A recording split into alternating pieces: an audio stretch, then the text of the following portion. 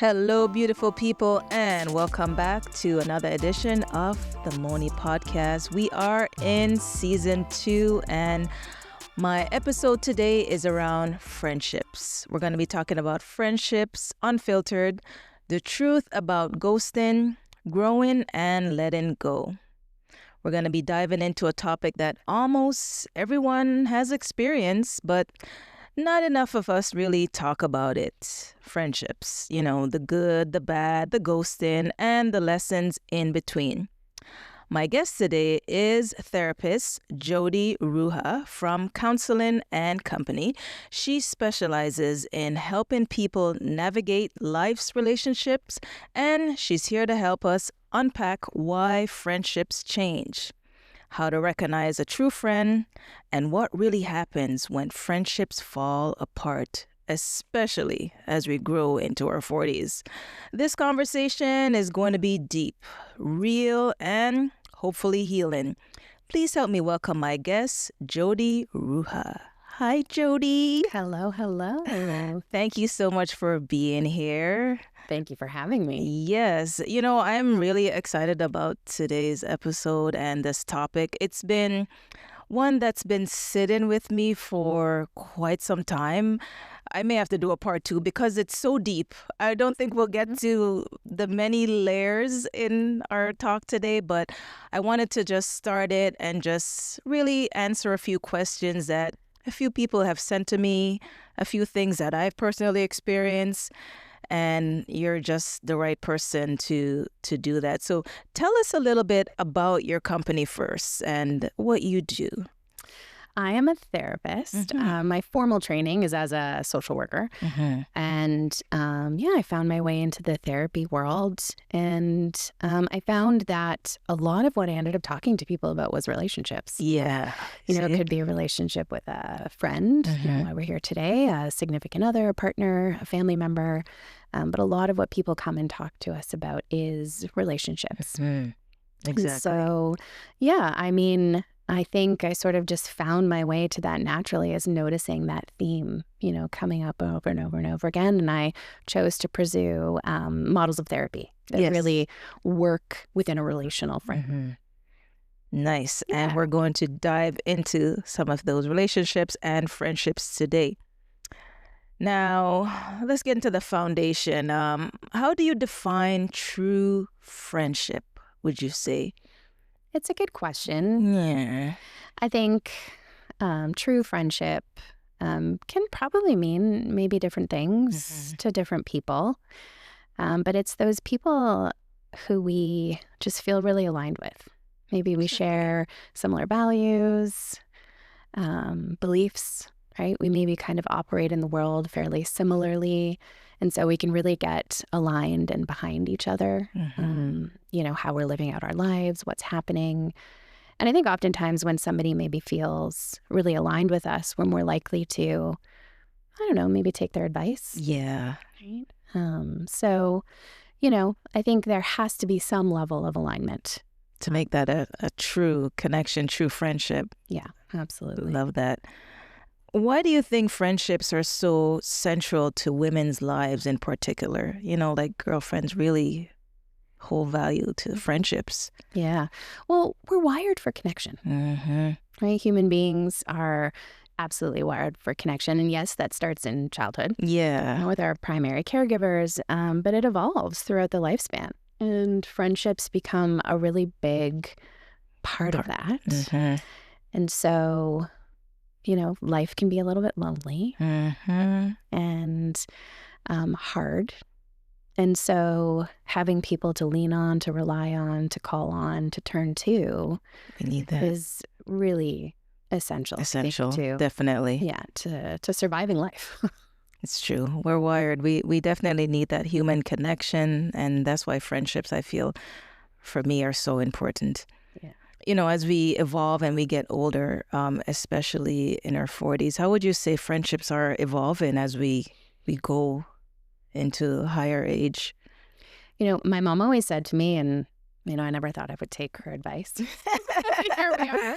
That, like what you like in your 30s is different than what you like and need in your 40s. Can sometimes be different than what you like and need in your 50s. And so I think evolving with friends can be a bit challenging. Yeah, that's true. And oh my goodness, I forget the question. Yeah, how do you evolve as you get into those different ages? Because I know in my 20s, my friends, I noticed it started to shrink as I got older. Yes. And you're like, Well, the truth is that as human beings, we actually, they say like we have space for maybe 5 people in our core circle, right? And then that can be partners and family members. And then the next kind of circle after that, we tend to have space for maybe like 15 more people. Okay. But the thing is that the human brain, only has the capacity to be close to so many people at once. Okay. And so it is hard to manage perhaps a lot of friendships, which I think is why in our 40s we tend to start to narrow things down a little bit and get more selective about who we let into our lives and who we're close with.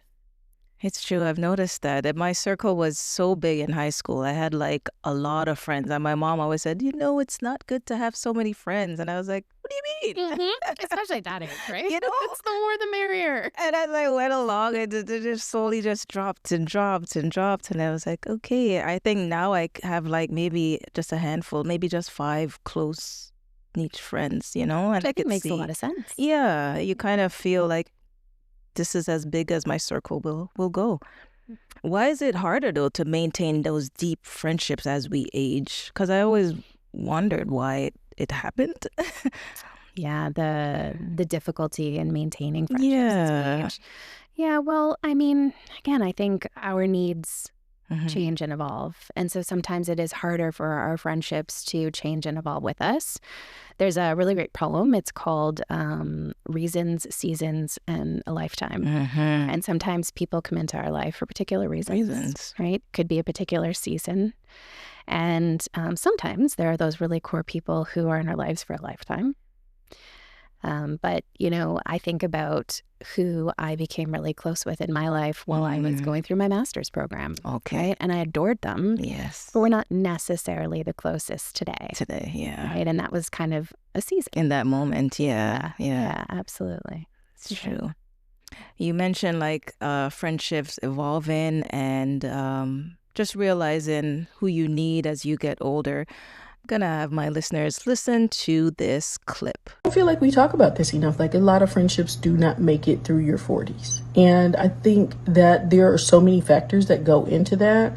But I think a lot of it is like in your 20s and your 30s are like the foundational times where you are really finding out who you are, right? You're building yourself, not your mama, your daddy, or whoever's version of you, but you are building yourself for yourself. So around your 40s, like life is very different. You know who you are for the most part. There are some things about you that are going to continue to change, but they're going to change in ways that are based upon who you are, right? And so it is important to realize that in your 40s, there's a really strong possibility. It's not for everybody, but there's a strong possibility that your friendships may evolve. They may get closer, and you may decide that there are some friendships you need to lovingly let go. So basically, that clip, she's talking about friendships and how they evolve and how it gets harder as you go into age. And I thought it was very appropriate to just play that as you answered that question. I wanted to ask you, how can you tell the difference between a friendship that's worth fighting for and one that has basically just ran its course? Yeah, I think we first of all really just want to ask ourselves why. Why are we fighting for a friendship? Has it run its course is a great question. But I think oftentimes as human beings, we really struggle to let go. Yes. And so, the art of letting go is difficult, and it's sometimes really painful. And so I think it makes sense that we want to prevent ourselves from experiencing as much pain as possible. Sometimes prolonging that friendship actually induces more pain than it does fulfillment. That's true. Yeah, I think it's, if you have a lot in common, shared values, you feel like your life trajectories are somewhat similar, perhaps similar stage, age, it can be a little bit easier to stay connected. But when people grow apart, that's the hard part. That's the hard part. I find it so hard to let go. My mom always tells me that, let them go, move on. And you're just like, you don't understand. It's only easy. It's not easy at all, and that brings me into the ghosting phenomenon that's going on right now. Why do people ghost their friends instead of just talking it out? Yeah, I think a lot of people are terrified of conflict. Yeah. Or want to avoid conflict. That's a big one. Ghosting, I think, is it's like an easy way out. It's like yeah. I mean, it's a strategy.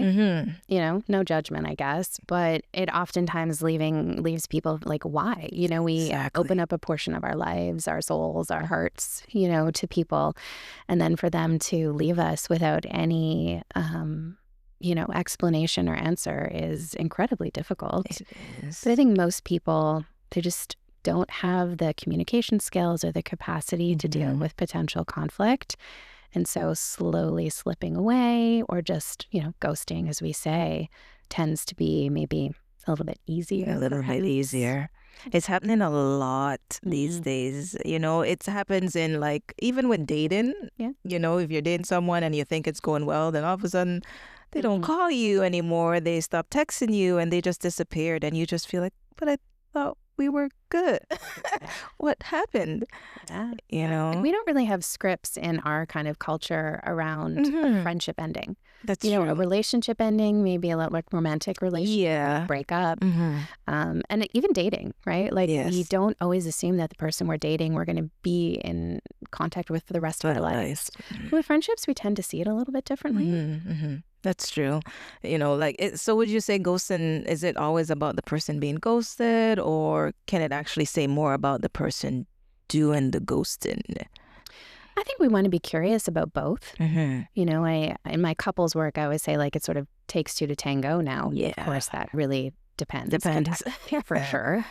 But I think it's about both. I think sometimes it's really hard to have difficult conversations, but relationships take work, even friendships. Definitely. And I think sometimes we live with this idea that friendships should just kind of evolve naturally. And the truth is that they do require work. Sometimes they require hard conversations. Right. And I think it's really hard to turn to somebody and say hey, I'm noticing that we're drifting apart. I miss you. Are you okay? Because it really could be about them. That's true. Maybe they're struggling with depression or, are just feeling like they have very little capacity and don't know how to talk about that. And sure, sometimes it could be something we've done. But I think the hope is in those lifelong friendships that someone will always be able to come to the table and say, hey, this happened. It made me feel bad. Can we talk about it? And that's what I want. That's what I'm used to. I just want friends that kind of do that, instead of disappearing or having to guess what's going on, just be like, hey, can we talk about this? I have one true friend that does it. I'm going to shout her out. Kiva, you know who you are.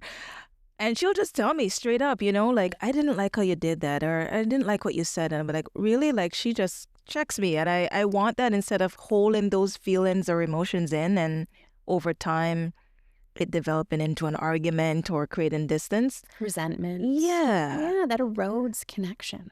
Exactly. Yeah. So I really value that in friendships. And if you have a friend that really is just honest with you and just really calls you out on certain things that you're doing before it leads into an argument, hold those ones really, really close. Yeah. What are the hidden emotions or emotional reasons behind ghosting, would you say? I think fear. It's a big one. Yeah, fear is a powerful emotion. It probably holds us back from a lot of things. And sometimes that can be very protective and we need that. And other times, perhaps it really becomes a barrier to having some important conversations, or the idea that maybe you're letting somebody down. or even just sharing with somebody that they've hurt you in some way. Yeah. I think fear is pretty Fear is a big one, especially with ghosting. Mm-hmm. Now, men versus women in friendships. Two different dynamics, they're quite different, very much different. Like, why are friendships between women and friendships between men often so different, though? It's such a good question. I talk to my partner about this all of the time because he'll be out with his friends. Yeah. I'll be like, so how was so-and-so? What you guys talking about? What's the life updates? And it's like, what are you talking about? Like the little details. We care so much about the little details. They're like, eh. Yeah, we had a great time. We played some games.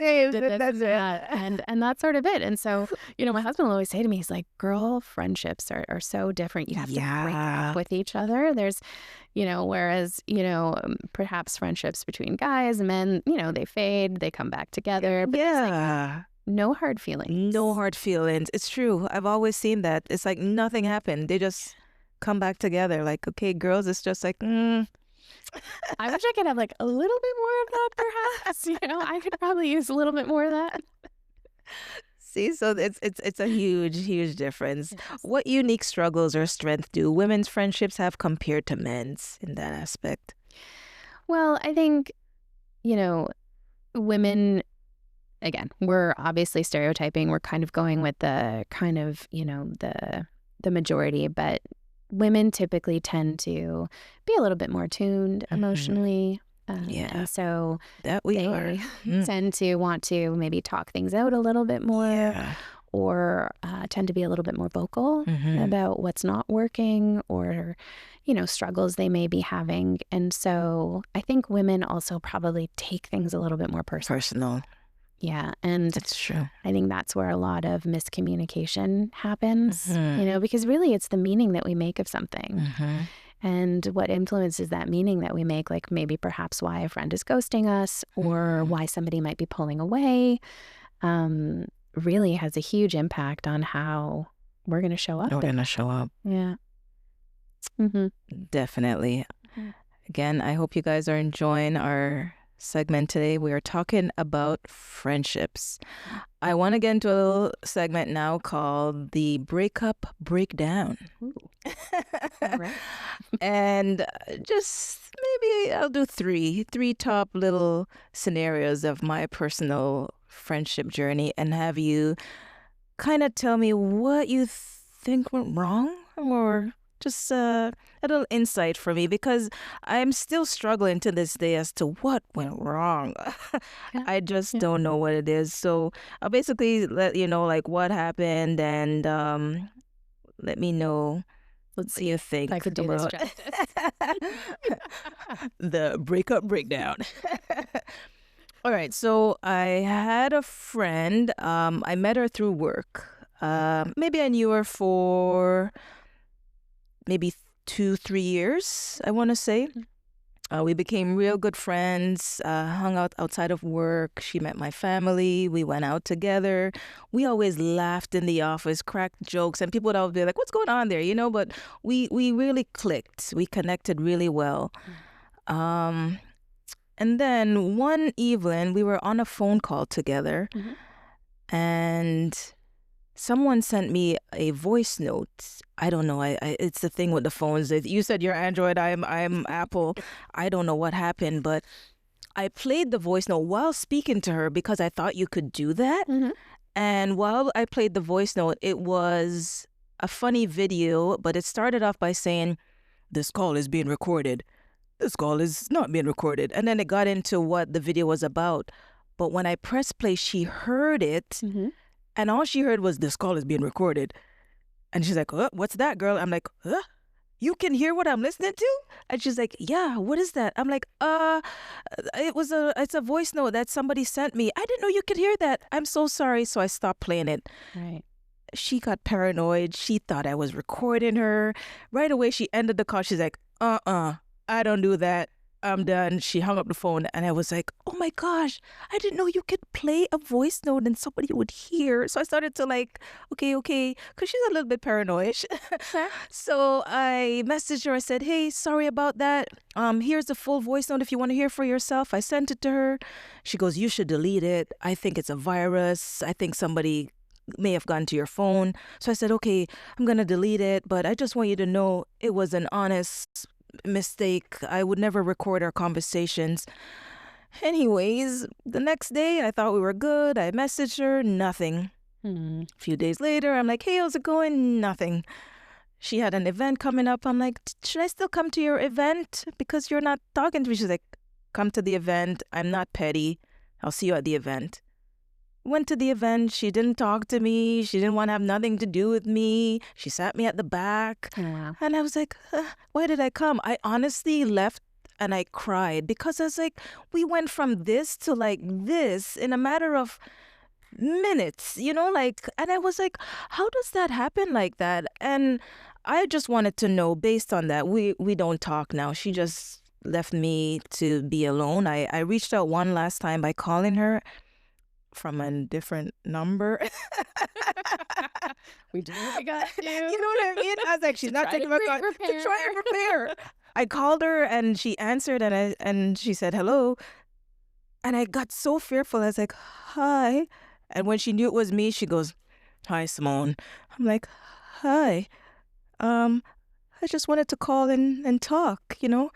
She's like, listen, out of respect for your parents, I'm not going to do this. I'm not going to talk. Listen, just you know what you did. And then she hung up on me. And I was like, I'm just going to leave it alone. I was exhausted. I just felt like, man, this ain't worth it. And I just said, okay, all right. So I left it alone and we haven't spoken since.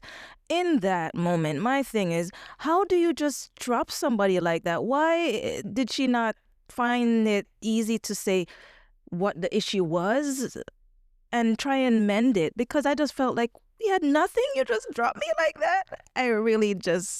It just really hurt. What do you take from something like that? Yeah. Well, I think that's sometimes, you know, how people deal with, I don't know, something that makes them uncomfortable. Yeah. Or something that makes them upset.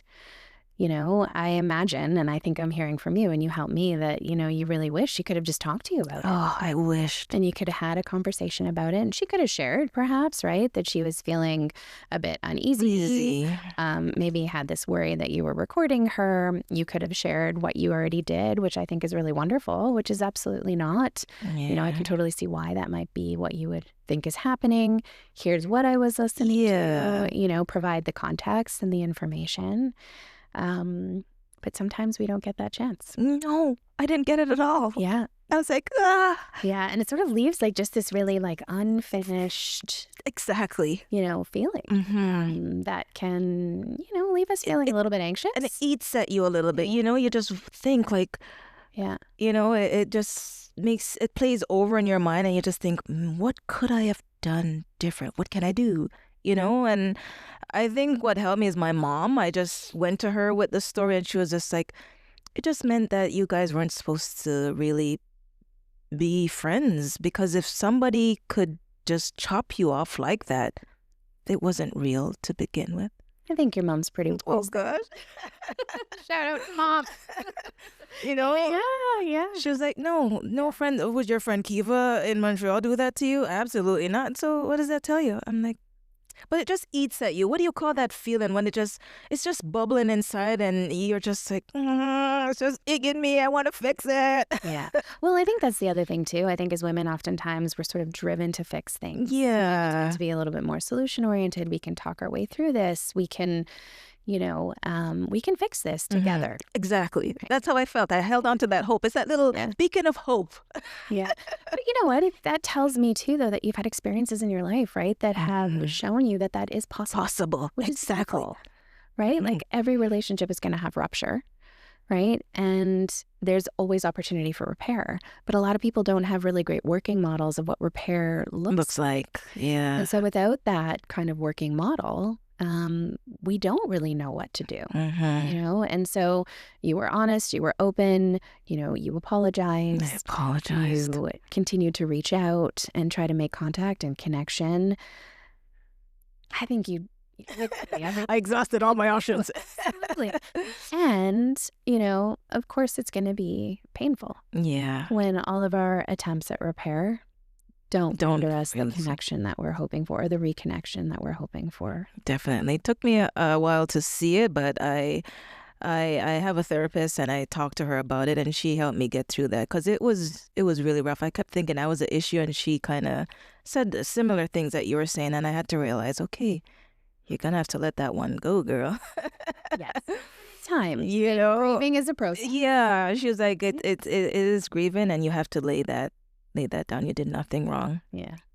All right. So that was the first one. We're going to get into a second one of the breakup breakdown. Doing good. I like that, you know? Another friend now that I had, I also met her at work. I'm finding a pattern here. These are friends that I meet in the work environment. Yeah. I don't know if that has anything to do with anything, but it actually does. Yeah? Yeah. And Kiva is somebody who I grew up with from child, so maybe do you see the difference? Yeah. Yeah. Well, I think work relationships, you know, we sometimes form friendships, and there's a name for it, and the word is escaping right now. But you know, we're kind of in similar situations. We're spending a lot of time together like we do tend to at work. Yeah. So, you know, we're sort of not forced, but it would almost feel weird or like unnatural to not develop a relationship. Yeah. Spend so much time together. Absolutely. But we might not necessarily cross paths or connect outside. Yeah, outside of work. Yeah. And we do spend a lot of time at work. So I think it makes a lot of sense that we may find friendships there. But those are the ones that are breaking. I met this other friend at work. And we got close, connected, and everything. I said, I knew her for maybe over 5 years, because it's the job that I had. But as time went on, I noticed little signs in her that I started to think, maybe, you know, this isn't the right friendship for me. She's someone who I would vent to oftentimes after a bad shift. I would call and be like, you'll never believe what happened. And I just go on. And she would just offer advice and little suggestions. And, you know, it would help me a lot. You know, we would just talk through a lot of bad shifts and what happened and things I could do better. And it really helped. Over time, I noticed everything that I did, she wanted to do. I published a book. She wanted to publish a book. I got a charity. She wanted to do a charity. I was talking to a guy. She wanted to talk to a guy. And I was just like, I don't know, but you're kind of jumping on everything that I'm doing here, you know? And I dress really nice when I go out and stuff. And oftentimes if I dress nice and she had on a nice outfit, she always looked nice, but she would be like, I knew you were going to dress like that. I knew you were going to look really good tonight. Okay, is that a problem? Right. Should I, you know, I started to think like, what's wrong with what I look like? But I think it bothered her, little things like that. Yeah. But the breakup came when she kind of came into one of my circles with a gentleman she was speaking to. She knew him for a month. He was my friend, and they secretly got married, and she didn't tell me. Wow. She didn't tell me. And I found out in a way where it really hurt. I was like, what do you mean she's married? I was at no wedding. What? And I gave her the opportunity to tell me by trying to be slick, like, hey, so what's going on with you and Tom, you know? And just to hear her say, all right, I can't hold it any longer. We got married. But it never came. She would just say, nothing. And the lies came, and I said, yeah, this is not going to work for me. And so I just kind of stepped away because I felt if we're friends for over that many years, you're talking to someone, you got married, you didn't tell me, I don't think this is going to work for me. And so we ended our friendship basically venting in like an email. I sent her a long email with how I felt and I just left it at that. But it really hurt because she was very close and I really told her a lot of things. If I'm going to jail, you talk to her because she know my stuff. I'm telling you, she knows stuff. And when the breakup happened, I just felt like, man, why did it have to go down like that? Mm-hmm. So my thing with that is somebody that close who you have as a confidant, and the friendship fades. Why does that happen when they hold so much to you? They just part ways like it's nothing. Absolutely nothing. Right. Right. Well, sometimes friendships do naturally fade out. There's kind of like a mutual fading, right? And there's maybe no hard feelings. But this sort of sounds like and feels like it was building. Much more than that. It sounds like you felt betrayed. I felt betrayed. That's the word. I felt betrayed. Yeah. Yes. I mean, that's a pretty big injury, right? So understandably that, you would have had a problem with that. Right? Like, tell me. Yeah. And I mean, I don't know, nobody really wants to feel left out or like somebody's holding secrets from them. So I think it makes sense that you were upset at that. Yeah. And sometimes when people realize that maybe something that they've done was hurtful, they experience maybe some guilt, maybe some shame.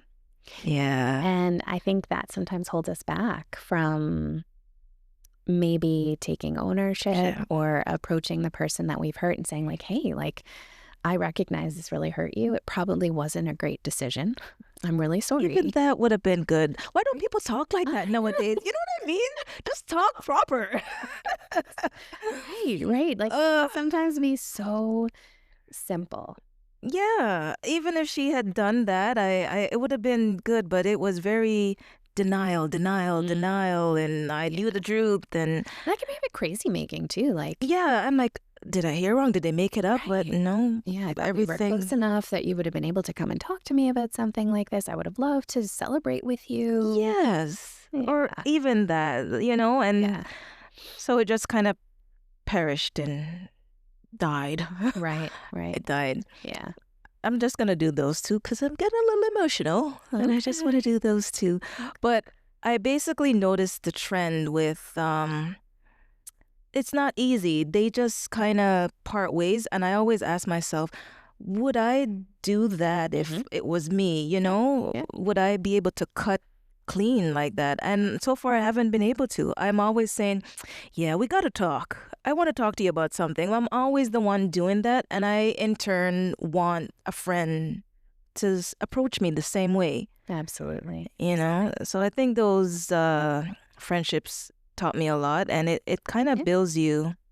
I think those are sometimes those reason friendships. Yeah. Right? I think sometimes the reason friendships, they are friendships that are there to teach us something. Right? And it sounds like for you, perhaps it's just really refining the kinds of qualities that you're looking for and the people that you're going to let into your life. It sounds like you have a big heart. It sounds like you are an open, communicative human who appreciates honesty and transparency in relationship. And so perhaps, right, welcoming people in who maybe share those similar. Well. Yeah.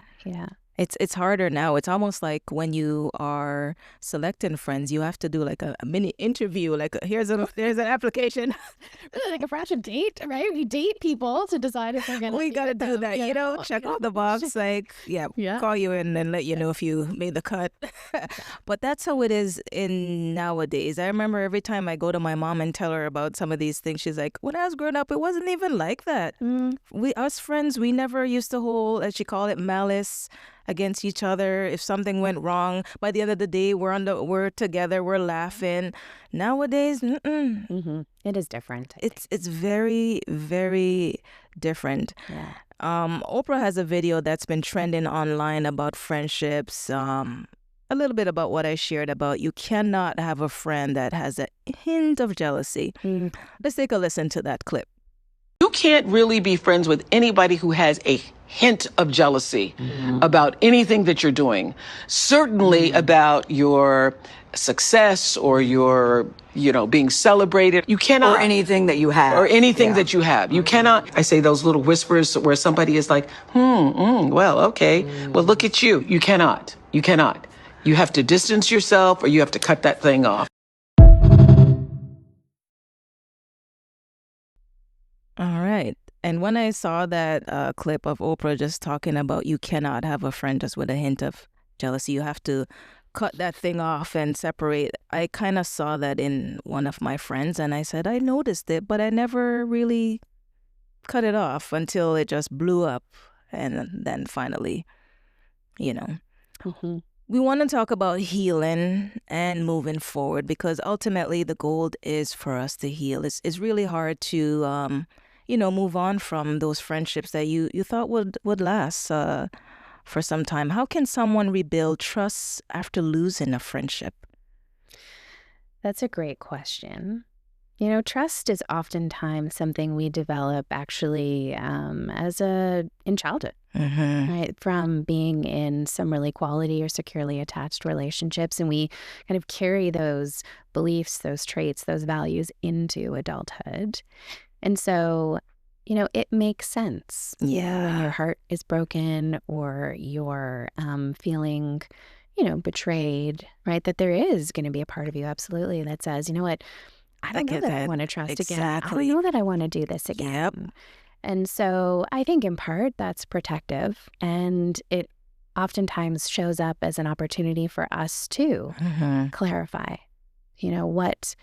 what went wrong here? Am I proud of the way that I showed up in the ending of this relationship? Am I, did I do my best to try to create the kind of repair that I hope to see happen? And if you did, I think that is a moment with self, right? To say, hey, you know what? I did the best that I could. I tried really hard. I'm really proud of how I tried to handle this.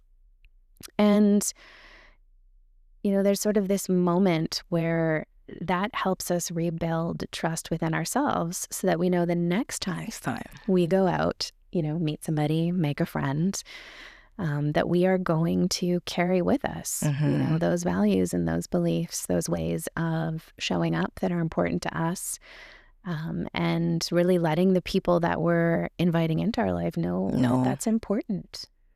Very, very important. And especially now in our 40s, I'm finding it really hard to maintain those friendships. I have friends that it's so hard to book a lunch date. Can we have lunch on Friday? And then something comes up, you're like, Totally. You know what I mean? It's so hard to really try and keep those connections by doing small outings or little, connections. But sometimes because we have different types of friends, right? Sometimes we might be friends with somebody where we just might send each other memes back and forth. And that's fine. You know what I mean? And that's okay. Yes, yeah. That's it. They're good with that.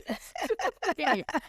Other people do really value that in-person connection, yeah. Sometimes people, appreciate maybe going out with larger groups and really appreciate that kind of energy in friendships. So, I think people appreciate different things. Different levels of it. Yeah. That's true. Yeah.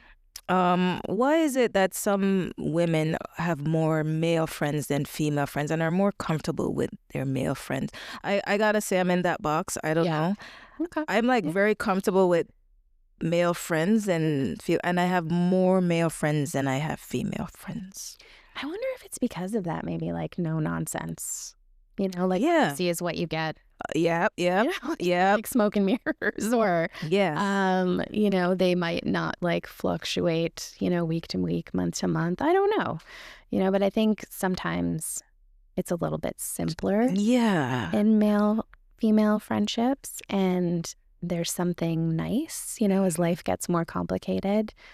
I think we oftentimes are a little bit more drawn to things that are a little bit simpler, less complicated. I think that's it. You hit it on the head, man. Because I'm just going through it, and they just laugh more, and they're just funny, and I don't know if I tell a story. Yeah, and I'm just I don't know. I make friends with men easier in workplace, or I don't know, but I find it hard to be friends with a female. I don't know what that is. Yeah. They often don't like me at first, and then when they get to know me, they like me. I'm like, Yeah, told you. I'm cool. Absolutely. As opposed to a male, they don't really judge or look at you a certain way. They're just neutral. Yeah. But I find a female be like, I saw you come in with your hair did and everything. I was like, nope, she's bougie. And then down the line, we end up becoming friends. I'm like, just had to get to know me. You see? Never judge a book by its cover. Right? Exactly. Totally. That's the piece. Yeah. What steps can women take to form that healthier friendships in midlife? Like a nice, healthy friendship. Mm-hmm. We ain't got no time for stress right now. That's true. Yeah, I think just clarifying for ourselves what is important, like at this stage in our life. So it could be based on, our stage. So for example, like I have 2 young kids. My life is chaotic. I run a business, 2 businesses really. And I can't always show up the way I want to. Me too. But it doesn't mean I don't love my friends any less. And so I think, finding people who tend to be a little bit more understanding, maybe in a similar stage, right, brings kind of an added level of understanding, perhaps, and empathy, right? And yeah, I think, finding people with shared interests. Yeah, that's a big one. Can be really nice too. I don't think every friend has to be this like deep soulful connection. That's true. Right? Sometimes I have a neighbor who I adore. Yeah. We go for walks together and we do yoga. Yeah. And that's kind of the nature of our connection. I have another neighbor, we are very close. We have children similar ages. They like to play together. And I wouldn't say that it's just a friendship of convenience. Yeah. Because I adore her as well. It just works really well right now. Easily. And sometimes we need a little bit more ease, perhaps. We need a lot more ease. Yes. Yeah, simplify. Oh my goodness. We need a lot so that we have more ease. capacity. Bandwidth. It's true. This friendship thing, it's something we're all navigating, and I think I'm gonna have to do a part 2, y'all, because it's so much to dissect there, friendships and why it fades, and as you go in different ages, and there's especially about the ghosting. There's so much to unpack there, especially around communication.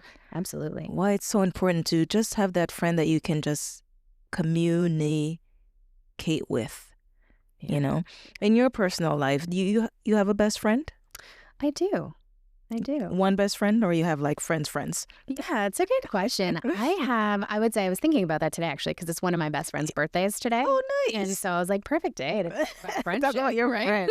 Shout out. She's like a later on in life friend. So I met her through work. Okay. And, we hit it off, and our relationship has lasted kind of through the years. We've, again, been in similar stages of life. Our daughters were actually due to be born on the same day. What is nice. Yeah. They weren't, but and so, it's been 11 years, but some people might look at that and say, maybe that's a big one. A long time, or like a lifelong friend. That's long. Over 10, that's long. Fair. But I don't have a best friend from high school or childhood. Oh, yeah. I have one friend who's really near and dear to my heart. We've just naturally, I think, mutually drifted. Yeah. Anytime I go back to Montreal, which is where I'm from, I'll definitely reach out. And if it works, it works. And if not, it doesn't. But I think we're both okay with that, which I really appreciate. Yeah. So I would say, I have one best friend. You have one best friend. One best friend. See? Shout out to friendship. We have to definitely make those friendships work. Yeah. Any advice that you could give to someone listening now, or that male, that female, that's really struggling to maybe approach that friend who they may have issues with, or an argument with, or how to heal through grief and the fading of those friendships? Any last little advice? I think take a deep breath, ground oneself, and sit with somebody that you trust or a therapist, and give yourself some space to talk it through, right? Because sometimes that kind of first pass through, we're all emotionally charged. And when we slow down, we ground ourselves a little bit, we feel seen and heard by somebody. By someone, yeah. We tend to be able to kind of dig a little bit deeper and really get to the, what part do I have to play in this? What does that look like? And how do I want to talk about that? And then we try to reach out approach the person we may have drifted from or the person who ghosted us. Because I always say to my clients, like, you need to be able to kind of put your head on your pillow at night and say, like, I did the best that I could. Look that I could, yeah. And when we can say that to ourselves, we can then step a little bit easier into perhaps that process of letting go and working through the grief, of that loss. Because it does feel like a loss. It does feel like a loss. It totally does. It totally does, yeah. I love that. You have to be able to put your head down on your pillow at night. My mom said, don't lose no sleep over this. I'm like, oh gosh. Yeah. At first I did, and then as I went and as you said, and I spoke to my therapist, I had to, sleep better and realize it is. But every now and then you have those little reflections or those little memories that pop up, little things. And those, sometimes your phone brings up photos of those events. It goes on this day, today, last year, and you see pictures and you're like, Yeah. I call those sometimes like their mini ouchie. Yeah. It's kind of like this little like, oh, that didn't really great. It's like, did you have to show me that? I know. Yes. I know. It's so important to acknowledge that moment. Yeah. Kind of ouchie. And I always say, like, part of what makes me be able to sleep better at night is, and I know it may sound like cliche or cheesy, but it's like, you know what? I'm just going to send out love. Exactly. Send out love. No hard feelings to them. Yeah. Yeah. I have lots of different struggles to communicate and to work through conflict. And so I don't need to figure it all out. Yeah. Send out love. Sending out love to our listeners and viewers. We are sending out love, which brings us into our segment called Good Things Are Coming. This is a segment of our show where I leave my listeners, viewers, with a little positive affirmation to help them get through the week. I'm going to do a little Good Things Are Coming because, and then Jodi, I'm going to have you do a little Good Things Are Coming as well. All right. So good things are coming because when one friendship ends, it makes space for deeper, more authentic connections to enter your life. Jodi, you're up. Oh my goodness. Good things are coming. Good things are coming. I think good things are coming because we all deserve good things. Ooh. Right? We are all worthy of love and connection, belonging, and, believing in that for oneself is very powerful. It is very powerful. I love that. Good things are coming. Because good things are coming, hold on to it and make sure you guys repeat these positive affirmations throughout the week. Jodi, thank you so much for sharing your expertise and helping us peel back just a little, the layers of friendships. This conversation was real and so needed, especially now. And I know it will help so many of our listeners and people who are watching navigate the ups and downs of connection. Your insight has given us both clarity and hope, and I'm truly grateful for you. You did a lot, especially when you dissect my little segments there. Well, thank you for trusting me to do that and opening up, right? That takes a lot of heart. Yes.